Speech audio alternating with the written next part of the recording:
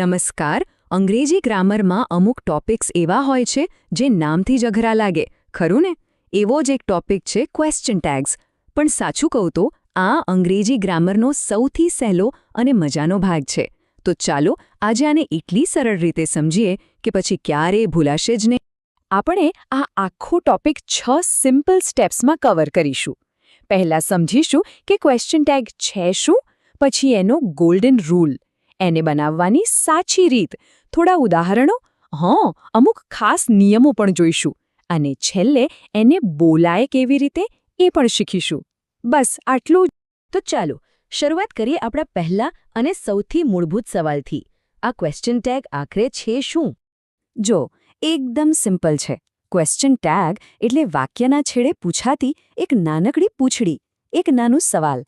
આપણે કોઈ વાત કહીએ અને પછી એની ખાતરી કરવી હોય ને કે સામેવાળા પાસેથી જવાબ જોઈતો હોય ને, ત્યારે આનો ઉપયોગ થાય છે. અહીંયા સ્ક્રીન પર જુઓ, વાક્ય છે યુ આર અ સ્ટુડન્ટ અને એની પાછળ જે નાનકડો સવાલ છે, અર્ન્ટ યુ? બસ આ જ છે આપણો ક્વેશ્ચન ટેગ. આનાથી વાતચીત એકદમ નેચરલ લાગે છે નહીં? ઓકે, હવે આખા ટોપિકના સૌથી મહત્વના ભાગ પર આવીએ છીએ. એક જ નિયમ છે જેને આપણે ગોલ્ડન રૂલ કહીશું. આ એક નિયમ યાદ રહી ગયો એટલે સમજો કે બધું જ આવડી ગયું, ક્યારેય ભૂલ નહીં પડે. નિયમ એકદમ સરળ છે, બસ ઊંધું કરવાનું છે. જો આપણું મુખ્ય વાક્ય હકારાત્મક એટલે કે પ્લસ હોય તો એનો ટેગ નકારાત્મક એટલે કે માઇનસ બનશે. જેમ કે he is happy A plus વાક્ય છે તો એનો ટેગ થયો ઇઝન્ટ હી. અને જો વાક્ય જ નેગેટિવ હોય જેમ કે હી ઇઝન્ટ સેડ તો એનો ટેગ પોઝિટિવ બનશે ઇઝ હી. બસ આટલું જ, પ્લસનું માઇનસ અને માઇનસનું પ્લસ. ઓકે, ગોલ્ડન રૂલ તો ખબર પડી ગઈ, પણ હવે એને બનાવવું કેવી રીતે?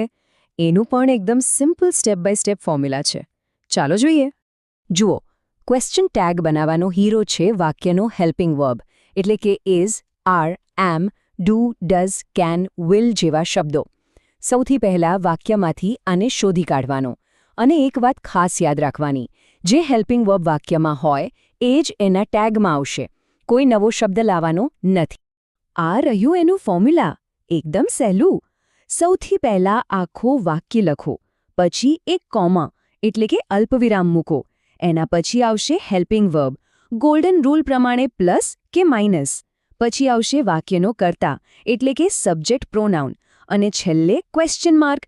ઉદાહરણ જુઓ, શી ઇઝ માય ફ્રેન્ડ, પછી કોમા, પછી હેલ્પિંગ વર્બ ઇઝનું ઇઝન્ટ, પછી સબ્જેક્ટ શી, અને છેલ્લે પ્રશ્નાર્થ ચિહ્ન. થઈ ગયું, she is my friend, isn't she. હવે જે પણ શીખ્યા એને પાકું કરવાનો સમયે. ચાલો ફટાફટ થોડાક સરળ ઉદાહરણો જોઈએ, એટલે બધું મગજમાં બરાબર બેસી જાય. ઓકે, ધ્યાનથી જોજો. પહેલું, યુ લાઇક ટી. આ હકારાત્મક વાક્ય છે તો ટેગ બન્યો ડોન્ટ યુ. બીજું, હી ઇઝ નોટ ટાયર્ડ. આ નકારાત્મક છે તો ટેગ બન્યો પોઝિટિવ, ઇઝ હી. ત્રીજું, દે આર પ્લેઇંગ. હકારાત્મક વાક્ય તો ટેગ આર્ન્ટ દે. અને છેલ્લું, શી કેન ડાન્સ. આ પણ હકારાત્મક તો એનો ટેગ બનશે કાન્ટ શી. જોયું, બધામાં આપણો ગોલ્ડન રૂલ જ કામ કરે છે. હવે ગ્રામરમાં નિયમ હોય તો થોડા અપવાદ પણ હોય જ, ખરું ને? ક્વેશ્ચન ટેગ્સમાં પણ એવું જ છે. આમ તો બધે પેલો ગોલ્ડન રૂલ જ ચાલે, પણ 2-3 ખાસ કેસ છે જે આપણે યાદ રાખી લેવાના છે. ચાલો એના પર એક નજર કરી લઈએ. આ 2 ખાસ નિયમો છે જેને બસ યાદ જ રાખી લેવાના છે. પહેલો છે આઈએમ માટે. આઈએમનો ટેગ એમએનટાઈ નથી થતો, એની જગ્યાએ થાય છે આરન્ટ આઈ. હા, થોડું અજીબ છે પણ આ જ નિયમ છે. જેમ કે આઈ એમ લેટ આરન્ટ આઈ. અને બીજો નિયમ છે લેટ્સ માટે. જ્યારે કોઈને આપણે સૂચન કરીએ લેટ્સ ગો, લેટ્સ રીડ, ત્યારે એનો ટેગ હંમેશા શેલ વી જ બને. જેમ કે લેટ્સ રીડ શેલ વી. બસ આ 2 યાદ રાખી લો એટલે કામ થઈ ગયું. ચલો, લખતા તો હવે પાક્કું આવડી ગયું, પણ જ્યારે આપણે બોલીએ ત્યારે શું? ક્વેશ્ચન ટેગને બોલવાની પણ એક રીત હોય છે, અને આપણે જે રીતે એને બોલીએ એનાથી એનો મતલબ પણ બદલાઈ શકે છે. ચાલો આ છેલ્લો અને મજાનો પોઈન્ટ પણ સમજી લઈએ.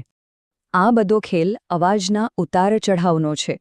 જો આપણે સાચે જ કંઈક પૂછવું હોય અને જવાબની ખબર ન હોય તો આપણો અવાજ છેલ્લે ઉપર જશે. જેમ કે the shop is open, isn't it?